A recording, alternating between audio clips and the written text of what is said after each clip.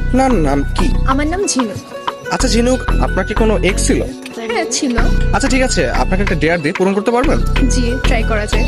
আপনি আপনার এক্সকে কল করবেন, কল করে বলবেন যে আমি তোমাকে না বলে তোমার মানি ব্যাগ থেকে 100 টাকা নিয়েছিলাম, এই কারণে সরি, এখন আমাকে মাফ করে দাও। আচ্ছা ঠিক আছে, কল করছি। আচ্ছা। হ্যালো, হ্যালো, হ্যাঁ কে?